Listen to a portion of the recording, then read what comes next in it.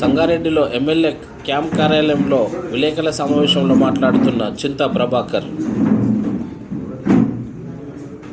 వివరిస్తున్న తీరు మనం చూస్తున్నాం.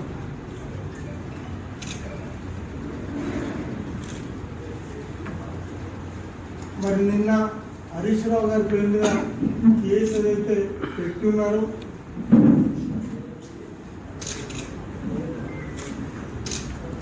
అది ఒకసారి ఆలోచన చేయాల్సిన విషయంగా గుర్తు చేస్తున్నాం.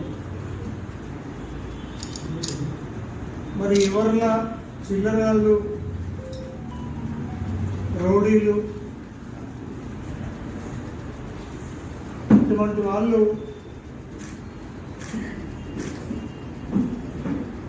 పిటిషన్ ఇస్తే తక్షణమే ఎఫ్ఐఆర్ చేయడం అనేది ఆనవాయితీ అయింది. ఈరోజు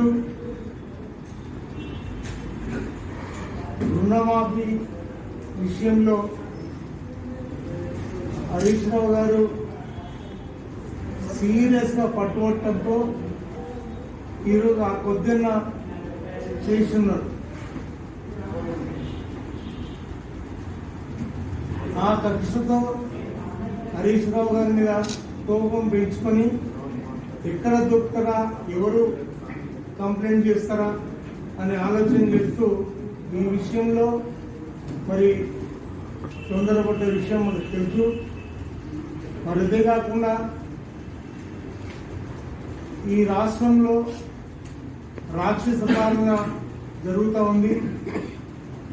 ఈరోజు ప్రశ్నించే గొంతు ఏదైనా సరే ఏదో రకంగా ఆయన ఎదురుదాడి చేయడానికి సిద్ధంగా ఉండడనే విషయం మనందరికీ తెలుసు.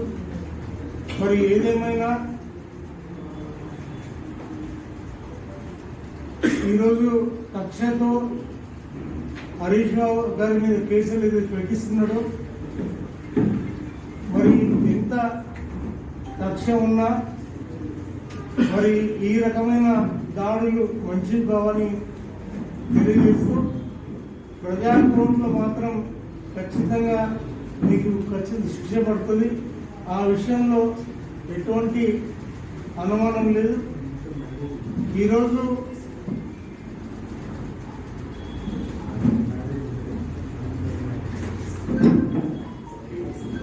ప్రజలంతా, అన్ని వర్గాల ప్రజలు ఈరోజు ఎట్టి పరిస్థితుల్లో నువ్వు ఇచ్చిన హామీలు నెరవేర్చకపోతే ఈరోజు ప్రజల పక్షాన మేము పోరాటమనే విషయాన్ని ఈ సమయంలో తెలియజేస్తూ మరి పాల్గొన్నటువంటి మా పెద్దలు మాణిక్యరావు గారు, మాజీ ఎమ్మెల్యే పుప్పారెడ్డి గారు, ఆందోళన మాజీ ఎమ్మెల్యే క్రాంతి కుమార్ గారు, DCMA చైర్మన్ శివకుమార్ గారు,